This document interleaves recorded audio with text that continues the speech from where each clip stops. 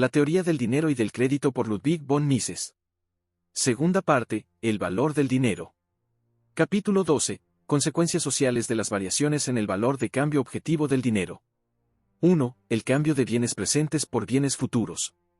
Las variaciones en el valor de cambio objetivo del dinero provocan desplazamientos en la distribución de la renta y de la propiedad, por un lado, porque a los individuos suele pasarles inadvertida la variabilidad del valor del dinero, y por otro porque dichas variaciones no afectan uniforme y simultáneamente a todos los bienes y servicios económicos. Durante siglos y aún milenios la gente no se percató de que las variaciones en el valor de cambio objetivo del dinero podían obedecer a factores monetarios. Intentaban explicar todas las variaciones de los precios exclusivamente por el lado de las mercancías.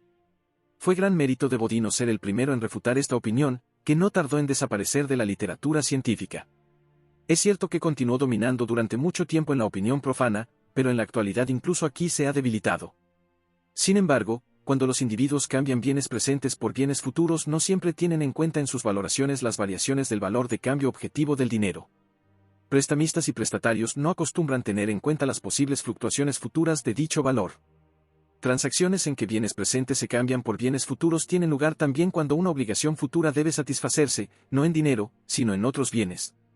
Aún son más frecuentes aquellas transacciones en las que el cumplimiento del contrato por una o ambas partes no se realiza hasta pasado algún tiempo. Todas estas transacciones llevan consigo un riesgo, hecho este que conocen perfectamente las partes contratantes. Cuando alguien compra o vende trigo, algodón o azúcar futuros, o cuando se estipula un contrato a largo término para el suministro de carbón, hierro o madera, se tienen ciertamente en cuenta los riesgos que llevan implícitos tales transacciones. Se ponderan cuidadosamente las probabilidades de futuras variaciones en los precios, y a veces se toman las medidas oportunas, bien en forma de seguros o bien a través de cláusulas especiales tal como las ha desarrollado la moderna técnica comercial, para reducir el factor aleatorio en sus contratos. Al estipular contratos a largo plazo que implican dinero, las partes contratantes no suelen percatarse de que están tomando parte en una transacción especulativa. Los individuos se guían en sus contratos por la creencia de que el dinero tiene un valor estable, que su valor de cambio objetivo no está sujeto a fluctuaciones, por lo menos en lo que concierne a sus determinantes monetarios. Esto aparece claramente en la postura que adoptan los sistemas jurídicos respecto al problema del valor de cambio objetivo de dinero. En el derecho, el valor de cambio objetivo del dinero es estable. A veces se afirma que los sistemas legales adoptan la ficción de la estabilidad del valor de cambio del dinero, pero esto no es cierto. Al construir una ficción, la ley nos exige considerar una situación efectiva e imaginar que es diferente de cómo es en realidad, bien añadiendo elementos no existentes, o bien prescindiendo de otros que realmente existen, para de este modo poder aplicar las máximas legales que se refieren tan solo a la situación así definida. El objetivo de este procedimiento es posibilitar la determinación de casos análogos cuando no se aplica una regla directa. La naturaleza de las ficciones legales responde a este propósito, y se mantienen en tanto éste lo requiere. El legislador y el juez saben siempre que la situación ficticia no corresponde a la realidad. Lo mismo ocurre con las llamadas ficciones dogmáticas que se emplean en la jurisprudencia para poder clasificar sistemáticamente y relacionar entre sí los hechos legales. También aquí se considera la situación como existente, pero no se presume que exista. La actitud del derecho frente al dinero es totalmente diferente. El jurista desconoce por completo el problema del valor del dinero, nada sabe de las fluctuaciones de su valor de cambio. La ingenua creencia popular de la estabilidad del valor del dinero se ha filtrado, con toda su confusión, en el derecho, y ningún gran acontecimiento histórico que haya producido amplias y súbitas variaciones en el valor del dinero ha sido motivo para analizar críticamente la actitud legal respecto a este tema. El sistema del derecho civil estaba ya cerrado cuando Bodino intentó explicar el fundamento de las variaciones del poder adquisitivo del dinero atribuyéndolo a factores procedentes del lado monetario. Es este un campo en el que los descubrimientos de los economistas más modernos no han dejado huellas en el derecho. Para la invariabilidad del valor del dinero no es una ficción, sino un hecho. A pesar de todo, el derecho consagra su atención a determinadas cuestiones marginales del valor del dinero. Y así se ocupa de la cuestión de cómo las obligaciones legales y deudas existentes deben calcularse teniendo en cuenta la incidencia del cambio de moneda. En otros tiempos, la jurisprudencia dedicaba a la adulteración de la moneda por los príncipes la misma atención que posteriormente dedicó a los problemas nacidos de las diferentes políticas de los estados en la elección, primero, entre dinero crédito y dinero metálico y, luego, entre oro y plata. Sin embargo, el trato que estas cuestiones han recibido por parte de los juristas no ha conducido a reconocer que el valor del dinero está sujeto a continuas fluctuaciones. En efecto, la naturaleza del problema y el modo en que se ha tratado impidió desde el principio que así se hiciera. se consideró como cuestión no de la actitud del derecho hacia las variaciones del valor del dinero, sino del poder del príncipe o del Estado para modificar arbitrariamente las obligaciones existentes y así destruir los derechos en vigor. Durante cierto tiempo, esto planteó el problema de si la validez legal del dinero obedece a que lleva estampada la efigie del soberano o bien al contenido metálico de la moneda. Posteriormente el de si había de ser el imperativo de la ley o el libre uso de los negocios lo que declarase la validez del dinero como medio legal de pago. La respuesta de la opinión pública, basada en los principios de la propiedad privada y en la protección de los derechos adquiridos, fue la misma en ambos casos: Praud quique contractum est, ita et solvi debet, quod cum recontraximus, resolvi debet, veluti cum mutuum dedimus, ut retro pecunia et antundem solvi debeat. El requisito en este caso de que nada se considerara dinero excepto lo que fuera tal en el momento en que se completara la transacción y que la deuda debía pagarse no simplemente en el metal sino en la moneda especificada en el contrato, derivaba de la consideración popular, considerada como la única correcta por todas las clases sociales y especialmente por los comerciantes, de que lo esencial en una moneda acuñada es su contenido metálico, y que la estampación no tiene otro valor que el de certificar autorizadamente su peso y pureza. A nadie se le ocurrió considerar las monedas en los negocios como cosa distinta de cualquiera otra pieza de metal del mismo peso y pureza.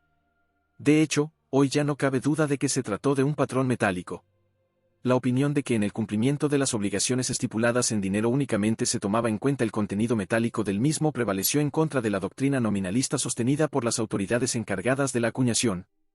Aparece en las medidas legales adoptadas para estabilizar el metal contenido en la moneda, y desde finales del siglo XVII en que las monedas se desarrollaron en patrones monetarios sistemáticos ha proporcionado el criterio para determinar la relación entre las diferentes monedas del mismo metal, cuando circulan simultánea o sucesivamente, y para los intentos, evidentemente ineficaces, de combinar los dos metales preciosos en un sistema monetario uniforme. Ni siquiera la aparición del dinero crédito, con los problemas a que dio lugar, fue capaz de dirigir la atención de la jurisprudencia hacia la cuestión del valor del dinero. Se pensó que el sistema de papel moneda era acorde con el espíritu del derecho únicamente si el papel moneda permanecía constantemente equivalente al dinero metálico al que originariamente representaba y al que había sustituido, o si el contenido en metal o el valor metal de los títulos continuaba vigente en los contratos de deuda. Pero el hecho de que el valor de cambio incluso del dinero metálico está sujeto a variaciones ha seguido sin tener un reconocimiento legal explícito y de la opinión pública, por lo menos en lo que se refiere al oro, ningún otro metal debe tomarse en consideración en la actualidad. No existe ni una sola máxima legal que tenga en cuenta este hecho, aunque haya sido bien conocido por los economistas durante más de 3 siglos. En su ingenua creencia en la estabilidad del valor del dinero, el derecho está en completa armonía con la opinión pública. Cuando surge alguna diferencia entre el derecho y la opinión, se sigue necesariamente una reacción, se origina un movimiento contra aquella parte del derecho que se considera injusta. Tales conflictos siempre tienden a concluir con la victoria de la opinión sobre el derecho. Finalmente, las opiniones de la clase rectora se incorporan al derecho. El hecho de que no sea posible descubrir en parte alguna un rastro de oposición a la actitud del derecho sobre este punto del valor del dinero muestra bien a las claras que sus disposiciones relativas a esta materia posiblemente no se apartan de la opinión general. Es decir, que no solo el derecho sino también la opinión pública jamás se han visto turbados por la más mínima duda respecto a la estabilidad del valor del dinero, tan es así que durante mucho tiempo se ha considerado el dinero como la medida del valor. Y así, cuando se estipula una transacción crediticia que ha de cumplirse en dinero, a nadie se le ocurre tomar en consideración las futuras fluctuaciones de su poder adquisitivo. Toda variación en la relación de cambio entre el dinero y los demás bienes económicos modifica la posición tomada inicialmente por las partes en las transacciones crediticias en términos de dinero. Un aumento del poder adquisitivo de este es desventajoso para el deudor y ventajoso para el acreedor. Un descenso significa lo contrario.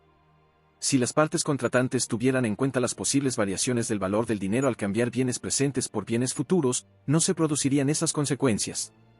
Pero lo cierto es que ni la intensidad ni la dirección de dichas variaciones pueden preverse.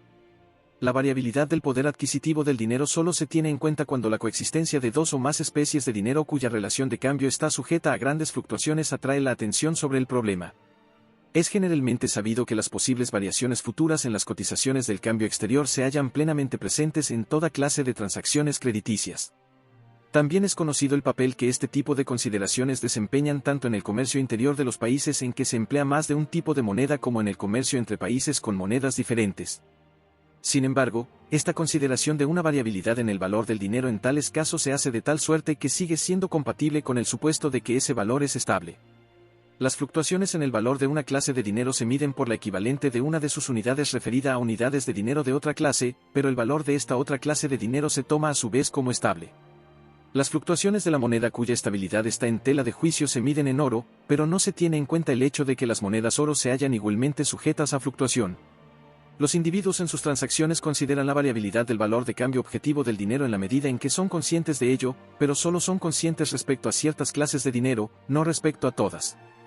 Al oro, principal medio de cambio en la actualidad, se le considera con valor estable. En la medida en que se prevén las variaciones en el valor de cambio objetivo del dinero, estas influyen sobre los términos de las transacciones crediticias. Si se prevé una disminución en el poder adquisitivo de la unidad monetaria, los prestamistas deberán contar con que la suma de dinero que el deudor les restituya al concluir la transacción tendrá menor poder adquisitivo que la suma primitivamente prestada.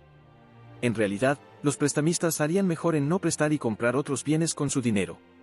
Lo contrario puede decirse con respecto a los deudores. Si compran mercancías con el dinero que han tomado a préstamo y las revenden más tarde obtendrán un excedente sobre la suma que tienen que devolver.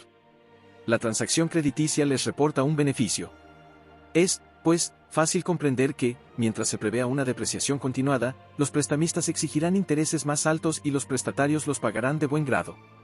Si, por el contrario, se prevé un aumento del valor del dinero, el tipo de interés será más bajo de lo que de otro modo hubiera sido. Así, si pudieran preverse la dirección y amplitud de las variaciones del valor de cambio del dinero, no resultarían afectadas las relaciones entre el deudor y acreedor, las alteraciones futuras en el poder adquisitivo podrían tenerse lo suficientemente en cuenta en los términos originarios de la transacción crediticia. 5. Pero puesto que esta suposición, incluso si las fluctuaciones se refieren al dinero crédito o dinero papel en relación con el dinero oro, no se aplica sino de manera muy imperfecta, considerar las futuras variaciones del valor del dinero en los contratos de deuda resulta necesariamente inadecuada, mientras que incluso en nuestros días, después de las grandes y rápidas fluctuaciones del valor del oro que se han producido tras el estallido de la Primera Guerra Mundial, la gran mayoría de los interesados en la vida económica, todos excepto los pocos que están familiarizados con la teoría económica, ignoran por completo que el valor del oro es variable. El valor de las monedas oro se sigue considerando estable. Los economistas que reconocen que el valor incluso del mejor dinero es variable recomiendan que al estipular los términos de las transacciones crediticias, es decir aquellas en que se cambian bienes presentes por bienes futuros, el medio de cambio no sea un único bien, como es costumbre en la actualidad, sino un paquete de bienes. Es posible en teoría, pero no en la práctica incluir todos los bienes económicos en semejante paquete. Si se adoptase esta propuesta, el dinero se seguiría empleando como medio para cambiar bienes presentes, pero en transacciones crediticias las obligaciones pendientes se liquidarían, no por el pago de la cantidad nominal de dinero especificada en el contrato, sino por el de una suma que tenga un poder adquisitivo igual al que la cantidad originaria tenía en el momento de celebrarse el contrato.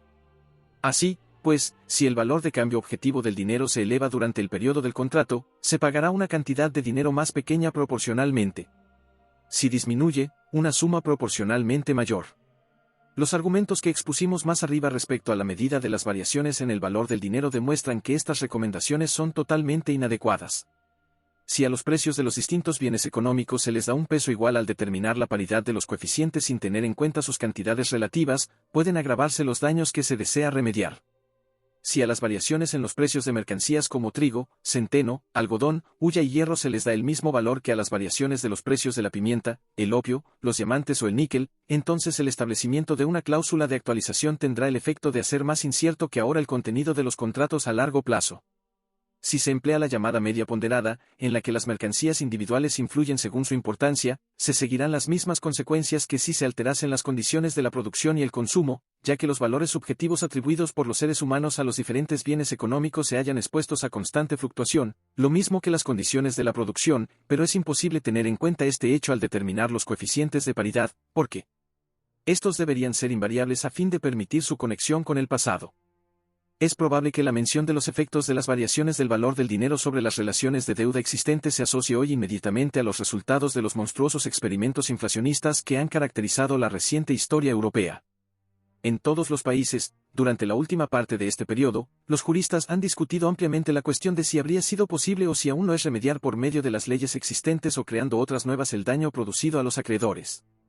En estas discusiones no se ha tenido en cuenta que las variaciones en el contenido de los contratos de deuda debidas a la depreciación del dinero se debieron a la actitud que adoptó la ley respecto al problema. No se trata de un caso en el que se invocase el sistema legal para remediar un inconveniente del que no fuese responsable. El inconveniente era precisamente su propia actitud, la circunstancia de que fuera el gobierno el causante de la depreciación. La máxima legal de que un billete de banco no convertible es un medio legal de pago exactamente igual que el oro que circulaba antes del comienzo de la guerra, con el cual no tiene de común más que el nombre de marco, no es más que una de las normas que permiten al Estado explotar su poder de crear nuevo dinero como fuente de ingresos. No puede disociarse de este sistema, como tampoco se pueden disociar las leyes que eximen a los bancos de la obligación de convertir sus billetes y les obligan a hacer nuevos préstamos al gobierno por la emisión de nuevos billetes.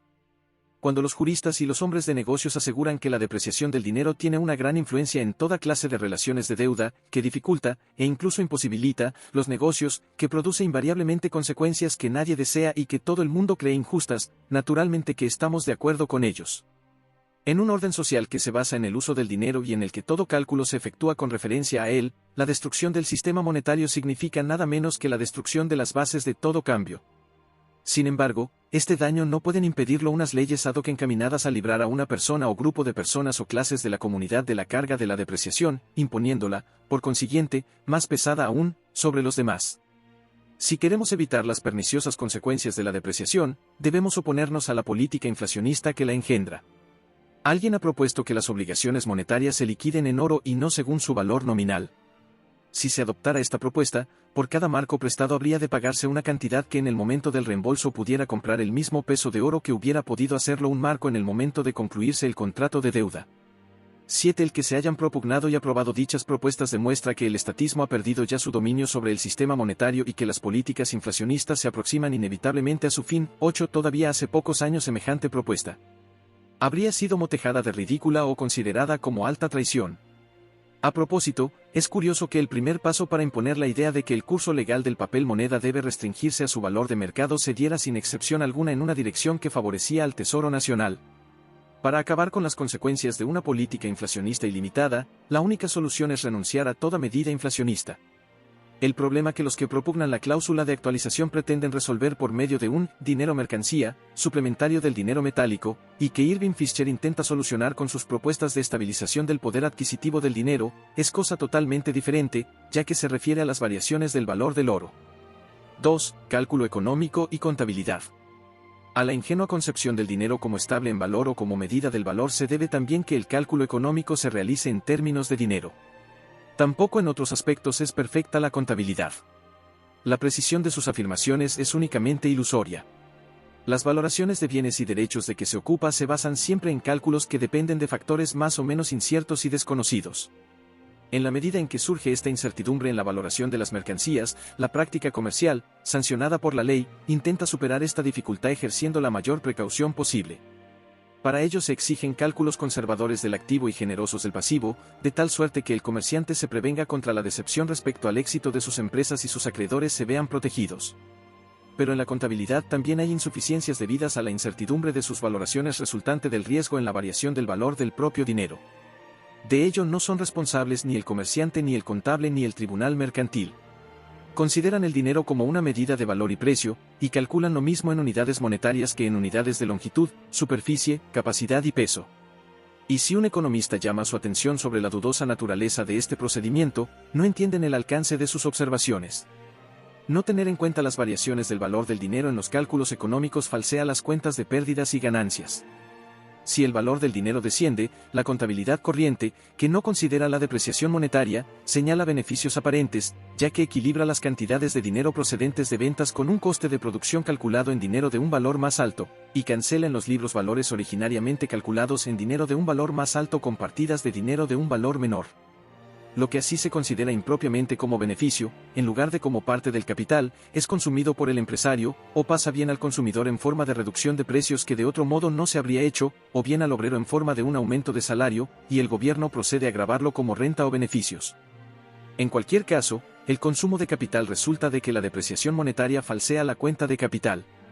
En determinadas condiciones, la consiguiente destrucción de capital y el aumento de consumo pueden quedar parcialmente compensadas por el hecho de que la depreciación también origina auténticos beneficios, los de los deudores, por ejemplo, que no se consumen sino que van a reservas.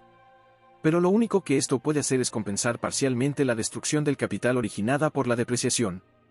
Los consumidores de mercancías que se venden demasiado baratas como resultado del cálculo erróneo derivado de la depreciación no tienen por qué ser habitantes del territorio en que se emplea la moneda depreciada como dinero nacional.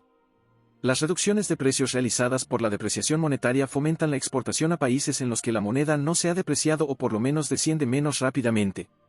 El empresario que calcula con referencia a una moneda con valor estable no puede competir con el que está dispuesto a hacer a sus clientes un casi regalo de parte de su capital. En 1920 y 1921, los comerciantes holandeses que habían vendido mercancías a Austria podían volver a comprarlas al cabo de un cierto tiempo más baratas de lo que originariamente habían sido vendidas, puesto que los comerciantes austriacos no se dieron cuenta de que las estaban vendiendo por menos de lo que habían pagado por ellas. Mientras no se reconozca la verdadera situación, suele ser materia de regocijo al ingenuo estilo mercantilista el aumento de las exportaciones y se considera la depreciación del dinero como una excelente prima a la exportación. Pero cuando se descubre que la fuente de donde procede esta prima es el capital de la comunidad, el procedimiento de liquidación suele considerarse menos favorable. Por el contrario, en los países importadores la actitud del público oscila entre la indignación contra el dumping y la satisfacción por las condiciones favorables de compra. Cuando la depreciación monetaria es resultado de la inflación gubernamental producida por la emisión de billetes, se pueden evitar sus desastrosos efectos sobre el cálculo económico llevando la contabilidad en un dinero estable. Pero si lo que se deprecia es el oro, el dinero mundial, la salida no es tan fácil. 3. Consecuencias sociales de las variaciones en el valor del dinero cuando solo se emplea una clase de moneda. Si prescindimos del cambio de bienes presentes por bienes futuros, y limitamos nuestras consideraciones a aquellos casos en que los cambios se verifican únicamente entre bienes y dinero presentes, observaremos al instante una diferencia fundamental entre los efectos de una variación aislada en el precio de una mercancía determinada, derivada tan solo del lado de la mercancía, y los de una variación en la relación de cambio entre dinero y otros bienes económicos en general, procedente del lado monetario. Las variaciones en el precio de una determinada mercancía influyen en la distribución de bienes entre los individuos ante todo porque la mercancía en cuestión, si forma parte en las transacciones cambiarias, ex definitione no es distribuida entre los individuos en proporción a la demanda de la misma. Existen agentes económicos que la producen, en el más amplio sentido de la palabra, incluyendo los comerciantes, y la venden, y existen otros que tan solo la compran y consumen. Los efectos que resultan de un desplazamiento de la relación de cambio entre esta cierta mercancía y los demás bienes económicos, incluyendo el dinero, son evidentes, aparecen claramente quienes han de beneficiarse y quienes perjudicarse. En el caso del dinero los efectos son diferentes. En lo que se refiere a este, todos los agentes económicos son, en cierta medida, comerciantes. Cada agente económico separado mantiene unas existencias de dinero que corresponden a la amplitud e intensidad con que es capaz de expresar su demanda en el mercado. Si el valor de cambio objetivo de todas las existencias mundiales de dinero pudiera aumentarse o disminuirse instantáneamente y en una proporción igual, si todos los precios dinero de todos los bienes y servicios pudieran elevarse o descender uniformemente y de una vez, la riqueza relativa de los agentes económicos individuales no quedaría afectada. Los cálculos monetarios subsiguientes se harían en cifras mayores o menores, esto es todo lo que ocurriría. La variación en el valor del dinero no tendría otro significado que si se variase el calendario o los pesos y medidas. Los desplazamientos sociales que tienen lugar como consecuencia de las variaciones en el valor del dinero resultan tan solo de que esta presunción no se da en la realidad. En el capítulo que se ocupa de los determinantes del valor de cambio objetivo del dinero ya señalamos que las variaciones en el valor del dinero arrancan siempre de un punto dado y se extienden gradualmente a través de toda la comunidad. Y ese es el motivo de que semejantes variaciones influyan en la distribución social de la renta. Cierto es que las variaciones en las relaciones de cambio en el mercado que emanan del lado de las mercancías no se verifican, por regla general, todas a la vez, y también comienzan en un punto determinado y se propagan con mayor o menor rapidez. Y por ello, esta especie de variaciones del precio producen efectos debidos a que las variaciones de los precios no se producen todas de repente sino de forma gradual. Pero estas consecuencias solo tienen que afrontarlas en cierta medida un número limitado de agentes económicos, es decir, aquellos que, como comerciantes o productores, venden la mercancía en cuestión. Pero las consecuencias de las variaciones en el valor de cambio objetivo de una mercancía no se quedan ahí. Cuando el precio del carbón desciende porque ha aumentado la producción en tanto que la demanda permanece inalterada, afecta a aquellos vendedores al por menor que se han abastecido de los comerciantes al por mayor al antiguo precio, que era más alto, y ahora tan solo pueden disponer de sus existencias a un nuevo precio más bajo. Pero esto no es lo único que cuenta en el conjunto de cambios sociales originados por el aumento de la producción de carbón. El aumento en la oferta del mismo habrá mejorado la posición económica de la comunidad. El descenso en el precio de dicho artículo no significa tan solo un reajuste de la renta y de la propiedad entre el productor y el consumidor, denota igualmente un aumento en la renta y riqueza nacionales. Muchos han ganado lo que nadie ha perdido. El caso del dinero es diferente.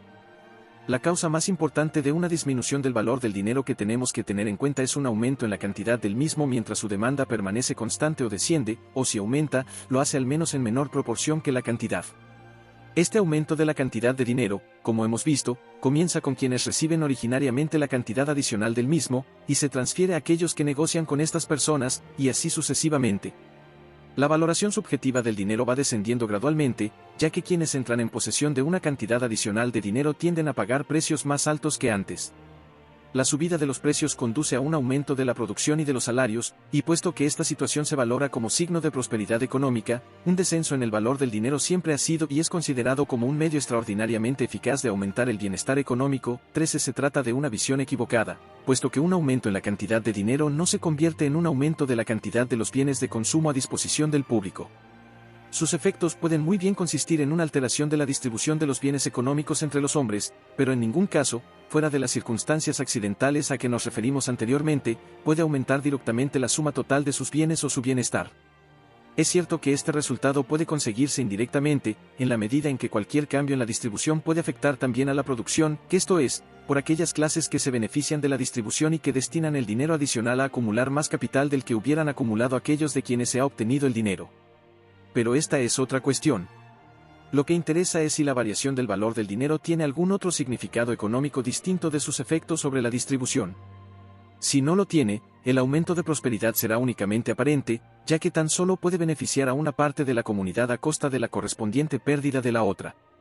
Y, en efecto, así sucede.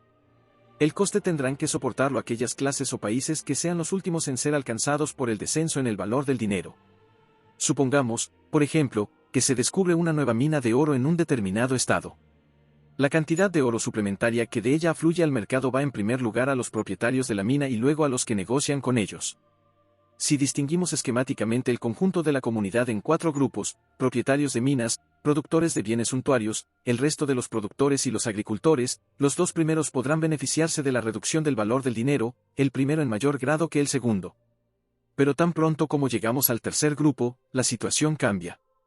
El beneficio obtenido por el mismo como resultado del aumento en la demanda de los 2 primeros se encontrará compensado, en cierta medida, por el aumento de precios de los bienes suntuarios que han experimentado todo el efecto de la depreciación en el momento que comienza a afectar a los otros bienes. Finalmente, para el cuarto grupo, el proceso no se resuelve más que en pérdidas.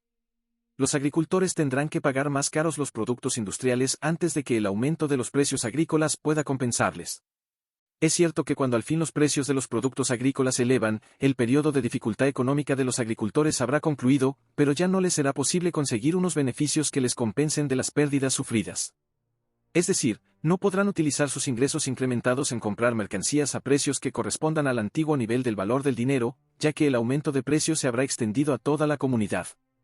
De este modo, las pérdidas experimentadas por los agricultores en el momento en que todavía venden sus productos al antiguo bajo precio, teniendo que pagar a precios nuevos y más elevados los productos de los demás, quedan sin compensar. Son estas pérdidas de los grupos últimamente afectados por la variación del valor del dinero las que constituyen la fuente de los beneficios obtenidos por los propietarios de las minas y de los grupos más directamente relacionados con ellos. Para que se produzca este efecto en la distribución de la renta y la riqueza es indiferente que se trate de dinero metálico, dinero crédito o dinero papel.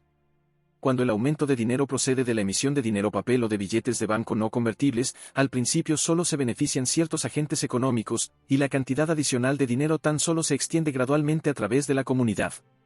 Si, por ejemplo, se efectúa una emisión de papel moneda en tiempo de guerra, los nuevos billetes irán primeramente a los bolsillos de los proveedores de material bélico. Como resultado, las demandas de ciertos artículos por parte de estas personas aumentarán, así como su venta y precio, especialmente en tanto son artículos suntuarios.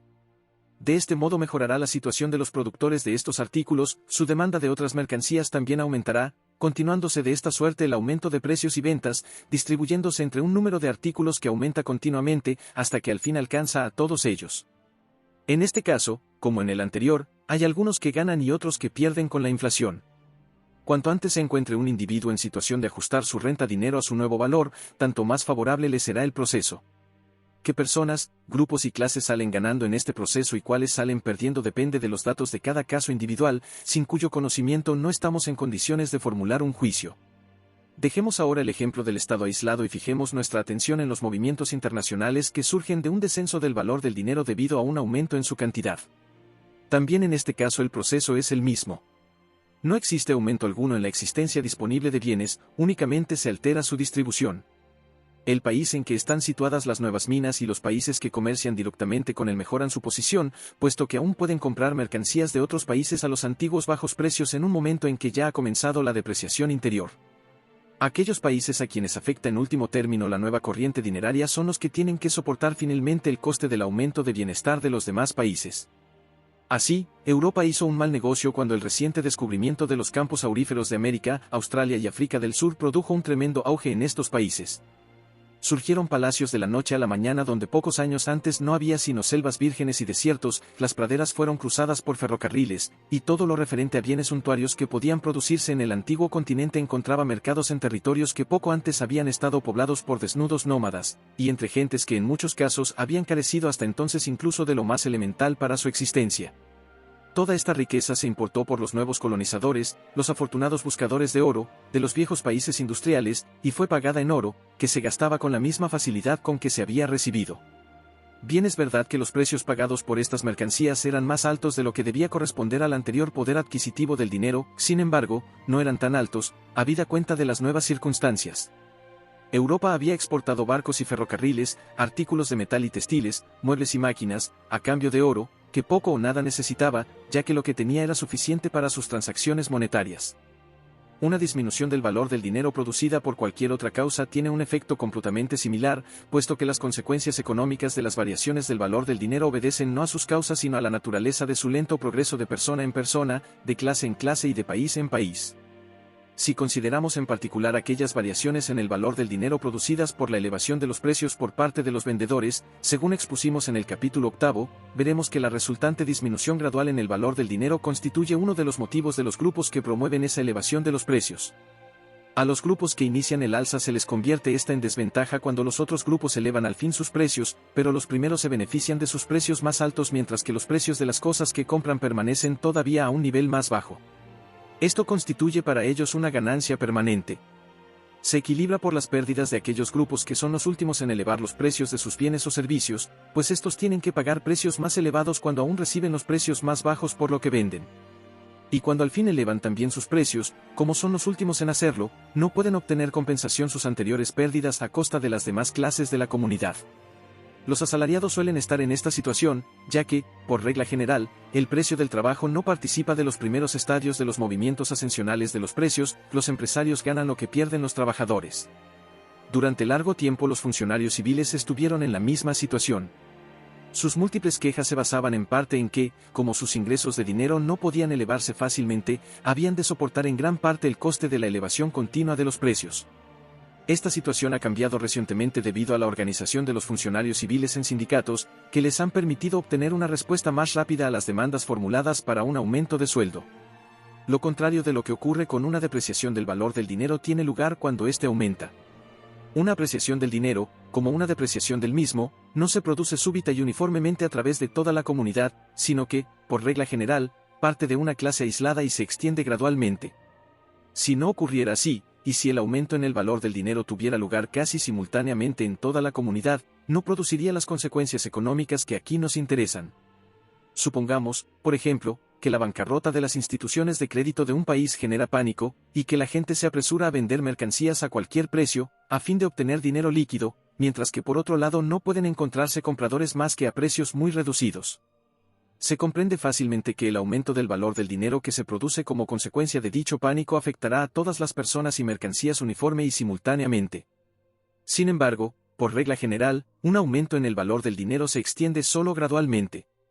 Los primeros que deban aceptar los precios más bajos que los anteriores por las mercancías que venden, mientras aún tienen que pagar los antiguos altos precios por las mercancías que compran, son los que resultan perjudicados por el aumento del valor del dinero.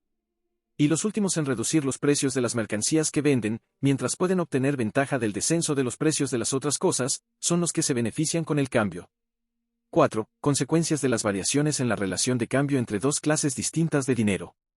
Entre las consecuencias de las variaciones en el valor del dinero, la ciencia económica se ha interesado principalmente por las de las variaciones de la relación de cambio entre dos clases diferentes de dinero. Este interés ha estado motivado por los acontecimientos de la historia monetaria.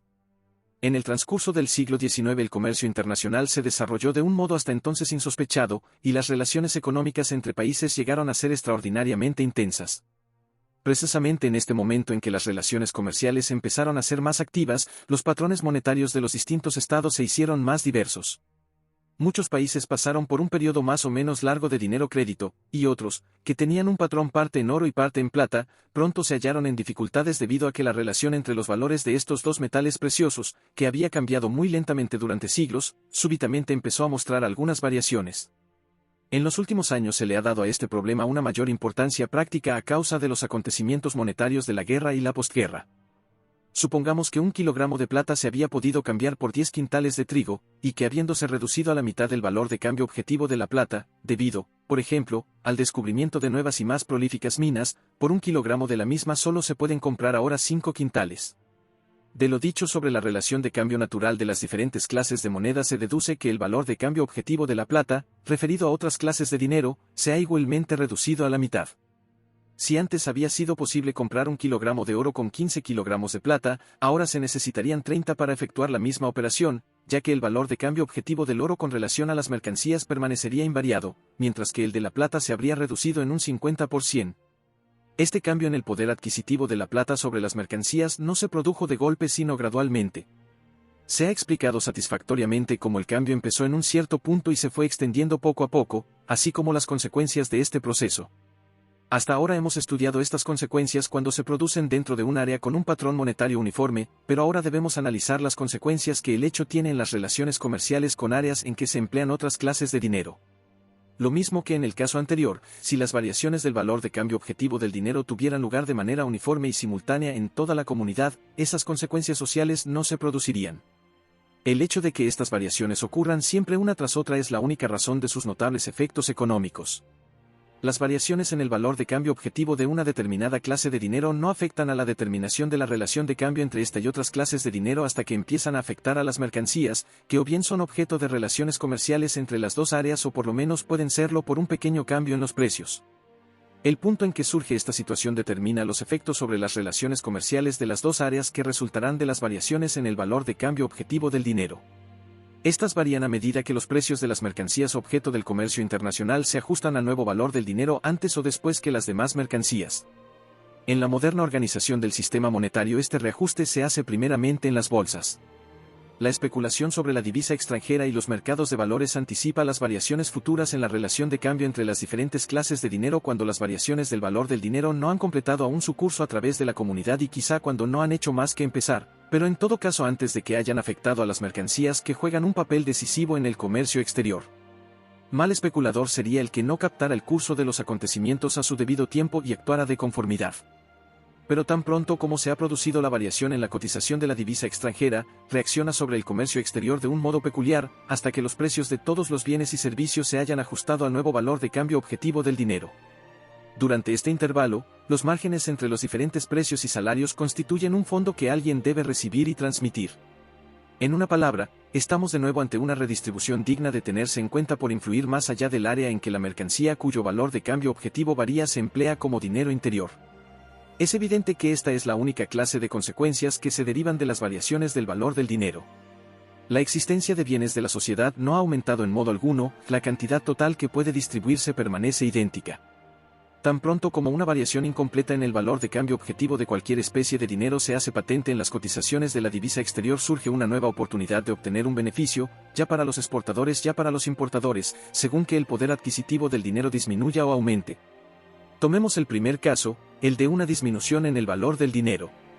Puesto que, según nuestro supuesto, los cambios en los precios interiores aún no han concluido, los exportadores obtendrán una ventaja al alcanzar los nuevos altos precios las mercancías que venden, mientras que las mercancías y servicios que compran, y, lo que es más importante, los factores materiales y personales de la producción que emplean, los obtienen todavía a los antiguos bajos precios. Que sea el exportador, el productor o el comerciante quien se embolsa esta ganancia no tiene que ver con el objeto de nuestro debate. Lo que necesitamos saber es que en tales circunstancias las transacciones resultarán beneficiosas para unos y perjudiciales para otros. En todo caso, el exportador comparte su beneficio con el importador y consumidor extranjero. Y aún es posible, esto depende de la organización del comercio de exportación, que los beneficios que obtiene el exportador sean más aparentes que reales. De esta suerte, el resultado siempre es que la ganancia de los compradores extranjeros, que en algunos casos se comparte con los exportadores nacionales, se contrapesa con pérdidas soportadas íntegramente en el interior. Es evidente que lo indicado con respecto al fomento de la exportación debida al falseamiento de la contabilidad monetaria es aplicable asimismo a la prima de exportación, que surge de la disminución del valor del dinero.